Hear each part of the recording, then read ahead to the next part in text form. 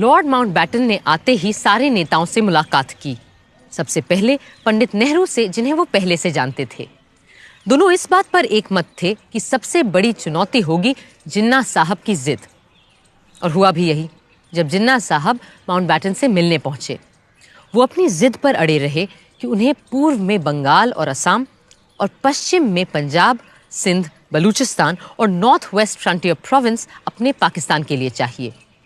और साथ में चाहिए एक गलियारा जो दिल्ली, रामपुर, लखनऊ और पटना से होते हुए कलकत्ता जाएगा।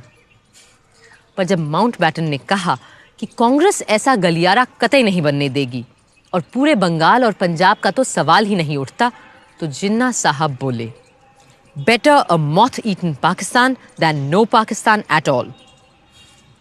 पर बापू अभी भी अपने काठियावाड़ी भाई को समझाने में लगे हुए थे।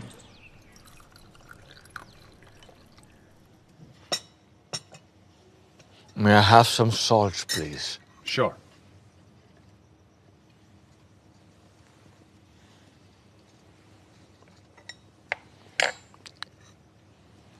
मेरे भाई जिन्ना, I will plead with you 70 times 7 if the need be. But I can never agree to your idea of dividing India.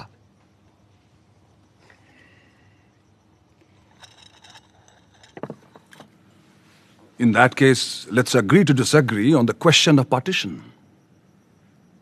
But I'm entirely with you on the question of signing an appeal to both Hindus and Muslims to keep peace. If you want, you can have a look at the draft typed by my assistant.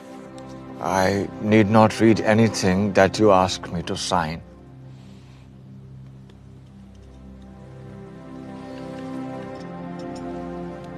पहले आप।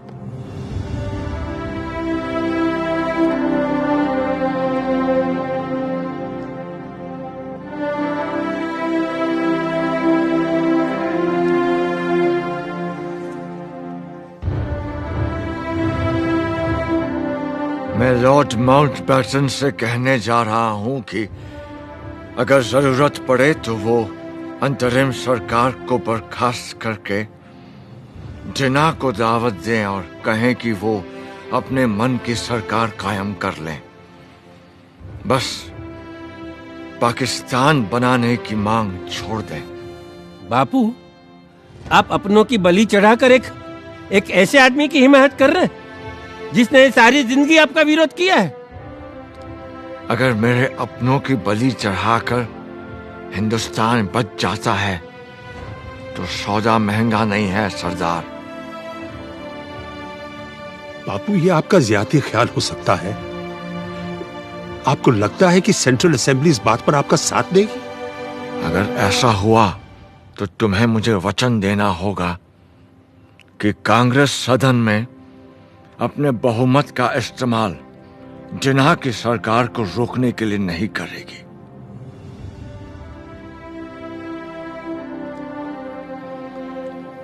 बापू, मैं हमेशा आपकी बड़ी इज्जत करते आया हूं, लेकिन अब आपकी बात मुझे अजीब लग रही है। फर्ज कीजिए हमने जबान दे भी दी, तो आपको क्या लगता है कि जिन्ना साहब एक पल भी कांग्रेस का यकीन करेंगे? और फिर सदन में इतने सारे लोगों को समझाना क्या आसान होगा कि आप सारे के सारे चुपचाप हाथ पर हाथ धरे तमाशा देखते रहो कि कैसे जिन्ना जैसे तानाशाह की मनमर्जी चलती है? ना ना ना, ऐसे पागलपन के स्वांग में हिस्सा लेने के बजाय मैं सभा से इस्तीफा देना पसंद करता हूँ। बापू, लॉर्ड माउंटबैटन खुद जानते हैं कि इन हालात में मुस्लिम लीग को सरकार बनाने देना बिल्कुल फजूल की बात होगी। शायद आप लोग बेहतर समझते हैं। वैसे भी मेरे जैसे बूढ़े का यहाँ क्या काम? मुझे तो बिहार और बंगाल में होना चाहिए, जहां दंगे फिर भड़क रहे हैं। यहां तो आप लोग हैं ही दिल्ली संभालने के लिए।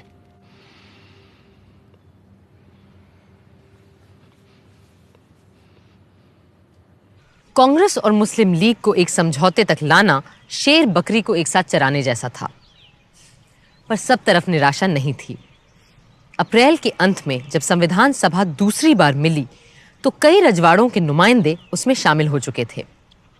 बरोडा, कोचिन, उदयपुर, जोधपुर, जयपुर, बीकानेर, रीवा और पटियाला जैसे महत्वपूर्ण राजघरानों के प्रतिनिधि अब कॉन्स्टिट्यूएंट असेंबली में शामिल थे। The Constituent Assembly welcomes the representatives of the princely states and expresses the hope that others who have not chosen their representatives will take immediate steps to do so. विडंबना ये थी कि जिस वक्त भारत के नागरिकों को ये डर था कि वो भारत के ही नागरिक रहेंगे या बंटवारे के बाद एक नए मुल्क के बाशिंदे बन जाएंगे, उस वक्त संविधान सभा में भी नागरिकता पर ही बात हो रही थी। Now I come to clause 3. Every person born or naturalized in the Union according to law shall be a citizen of the Union. Sir, क्या संघ में पैदा होने वाला हर बाशिंदा, भले वो जर्मन हो या जापानी, इस देश का नागरिक बन जाएगा और भारतीय नागरिक के सारे हक भी पा जाएगा? मगर इन शब्दों पर भी तो गौर कीजिए महोदय। सब्जेक्ट टू ज्यूरिसडिक्शन, यानी विदेशी राजदूतों और डिप्लोमेट्स के यहां पैदा होने वाले बच्चे हमारे नागरिक नहीं बन जाएंगे। पर मान लीजिए कोई जापानी महिला हिंदुस्तान से गुजर रही है और उसको बच्चा हो जाता है, तो क्या होगा? The American Supreme Court says that a casual visitor will not fall in this clause. And what happens to a man who is not passing through but stays for trade or some other purposes? Sir, मेरा प्रस्ताव है कि हम इस close को फिलहाल postpone कर दें और कल इस पर चर्चा करें। For the time being, let us accept the general principle. We need not manufacture a law of nationality overnight before 11 o'clock tomorrow morning. I will request lawyers and jurists who are members of this house to pay attention to this clause, and a committee of 3 lawyers is formed. Sir, I suggest that in addition to 3 lawyers, one man of common sense should also be added. And I do not exclude lawyers from the category of people of common sense. हंसी के ठहाके तो लग रहे थे, मगर स्थिति बहुत गंभीर होती जा रही थी। जिन्ना साहब अपनी जिद पूरी करके ही दम लेंगे, ये उन्होंने ठान लिया था।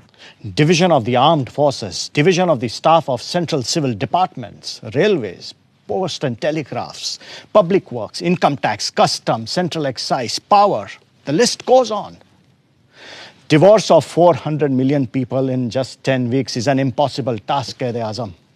It will at least take a year, and that too if Allah is with us. I do not have that much of time. Pakistan will have to come into existence before these congressmen poison the mind of Mountbatten, who has dreams of becoming the Governor General of Pakistan. And that will never be. Actually, Jawaharlal is the problem.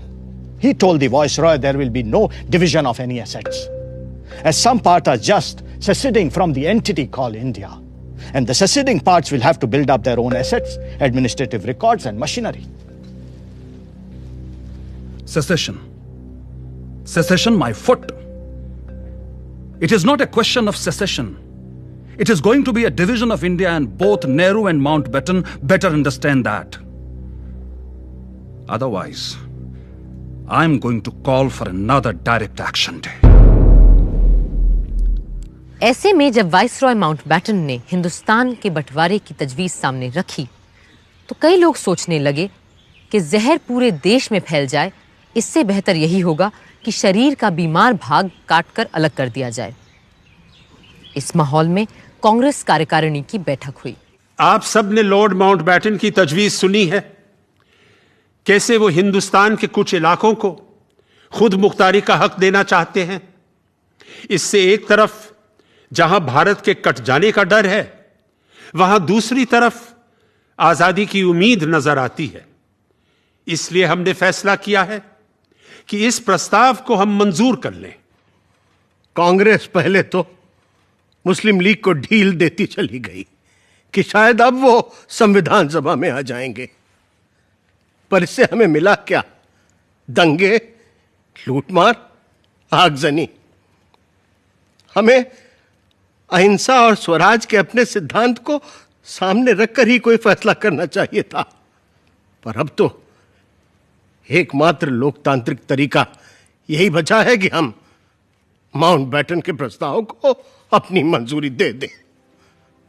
मुझे नहीं लगता कि हमारा यह फैसला सही है, मगर शायद हमारे पास और कोई चारा ही नहीं है। बदकिस्मती से इस वक्त हमारे सामने दो रास्ते हैं, एक तरफ कत्ल व गालिब तो दूसरी तरफ लीग की जिद के आगे झुकना। लेकिन मुझे पूरा यकीन है कि ये लकीर लोगों के दिलों की नहीं, सिर्फ नक्शे की तकसीम कर रही है। और इंशाअल्लाह ये जो बंटवारा है ये चंद ही दिनों की बात है और जल्द ही हम फिर से एक हो जाएंगे। भारतीय राष्ट्रीय कांग्रेस ने सदा भारतवासियों की बात उठाई है, कभी हिंदू या मुसलमान की नहीं, जैसा हम आज कर रहे हैं। हमने हमेशा अक्षुण्णता और अखंडता की बात की है, और यदि आज हमने इस प्रस्ताव को स्वीकार कर लिया तो एक समरस भारत का हमारा सपना चूर चूर हो जाएगा। और जहां तक मेरा प्रश्न है, मुझे अंग्रेजों की गुलामी तो स्वीकार है, लेकिन देश का बंटवारा मुझे किसी कीमत पर स्वीकार नहीं। आज भारत के सामने अपनी आजादी का एक अवसर आया है। इस अवसर को क्या हम हाथ से चले जाने देंगे? ये कहना सही नहीं है कि पहले अंग्रेजों को चले जाने दो, फिर हम सब कुछ ठीक कर लेंगे, संभाल लेंगे। अरे कैसे हल करेंगे हम सारे सवाल? क्या हाल होगा उनके चले जाने के बाद? ये कभी किसी ने सोचा है? मेरी बात शायद कुछ लोगों को अच्छी न लगे, लेकिन कभी कभी पूरे शरीर में रोग फैल जाने देने से अच्छा होता है अपने बीमार अंग को काट कर फेंक दे, अलग कर दे शरीर से। 3 जून 1947 वाइसरॉय माउंटबेटन ने रेडियो पर वो शब्द बोले जिन्होंने देश के नक्शे को ही नहीं, न जाने कितने दिल, घर, परिवार और जिंदगियों को भी काट डाला। To my great regret, it has been impossible to obtain agreement either to the cabinet mission plan or any other plan that may preserve the unity of India. But there can be no question of coercing of any large area in which one community has a majority to live against their will under a government in which another community has a majority. And the only alternative to coercion is partition. Partition of India, partition of Punjab and Bengal. 3 जून की घोषणा ने पूरे देश में एक खलबली मचा दी थी। हर तरफ से हिंसा और तनाव की खबरें आ रही थीं, पर संविधान सभा को तो अपना काम करना था। 14 जुलाई को जब सभा दोबारा मिली तो खुशी की बात यह थी कि मुस्लिम लीग के लोग भी उसमें मौजूद थे। हाँ, भारत के सिर्फ उन हिस्सों से जो बंटवारे में नए मुल्क पाकिस्तान के साथ नहीं जा रहे थे। Members who have not yet presented their credentials will now do so and sign the register. Haji Abdul Sattar Ishaq Seth from Madras. Sir, I would like to raise a point of order. Does the honorable member, Mr. Haji Abdul Sattar, still subscribe to the two-nation theory? This is not a point of order. It is a question of the right of the member elected to the Constituent Assembly, and I cannot prevent any elected member from signing the register. You may go ahead, please. Further on the list, B. Pokar Sahab Bahadur, Madras. Mahmood Ali Beg Sahab Bahadur, Madras. Maulvi Syed Mohammad Saadullah, Assam. Dr. B.R. Ambedkar, Bombay. Doctor Ambedkar को दोबारा इस बार बॉम्बे से चुनकर आना पड़ा, क्योंकि बंटवारे में उनकी सीट पूर्वी पाकिस्तान जा चुकी थी। हाँ, फायदा हुआ तो सिर्फ इतना कि 552 में से ज्यादातर रजवाड़े अब भारत का हिस्सा बनना मंजूर कर चुके थे। The next item is the motion to be moved by Honorable K.M. Munshi.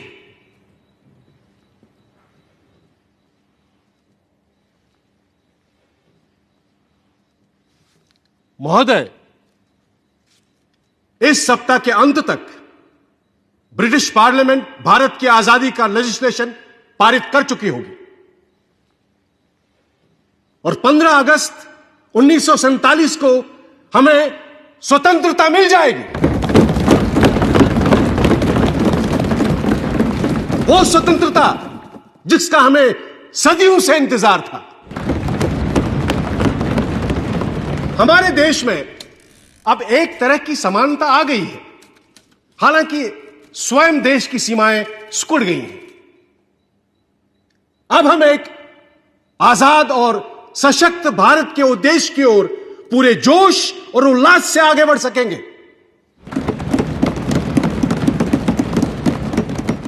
महोदय, हमारे दरमियान मुस्लिम लीग के नुमाइंदे भी उपस्थित हैं।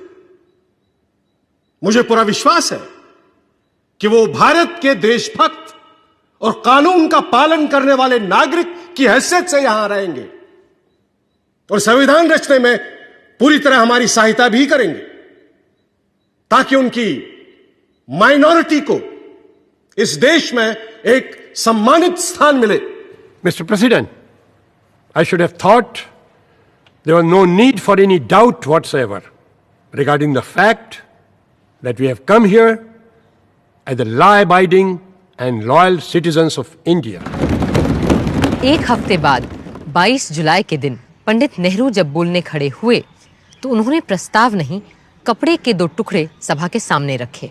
It is my proud privilege to move the following resolution. Resolve that the national flag of India will be horizontal tricolor of deep saffron, white and dark green in equal proportions. In the center of the white band, there shall be a wheel in navy blue to represent the charkha. The design of the wheel shall be that of the chakra, which appears on the abacus of the Sarnath line capital of Ashoka. I remember the ups and downs of our great struggle for freedom and how this flag gave us the courage to go on. Many who are not present here today, many of our comrades who have passed away, held on to this flag, some amongst them even to their death, and handed it over as they sank to others to hold it aloft.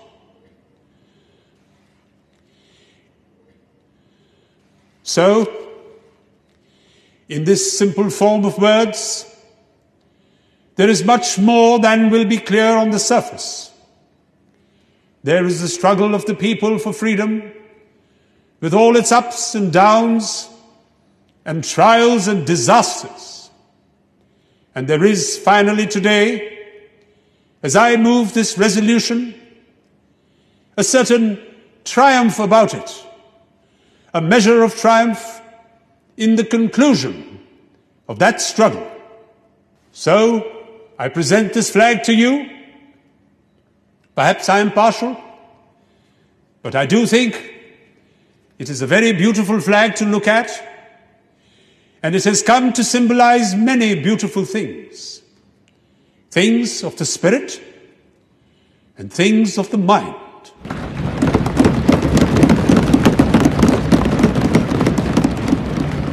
I now present to you not only the resolution, but the flag itself.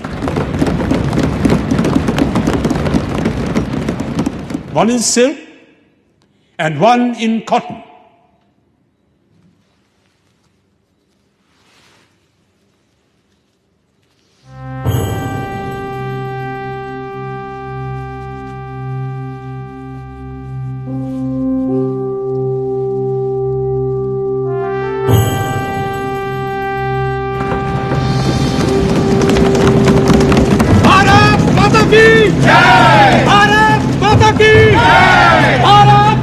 की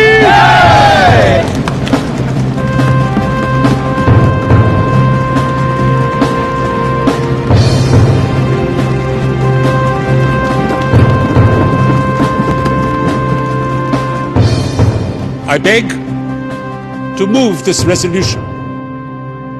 Mr. President, my amendment is that inside the chakra, in the white band, the swastika, the ancient Indian symbol of Shantam Shivam Sundaram be inscribed. But now that I have seen the flag, I find it somewhat hard to fit the swastika into the chakra. In these circumstances, I beg leave to withdraw my amendment.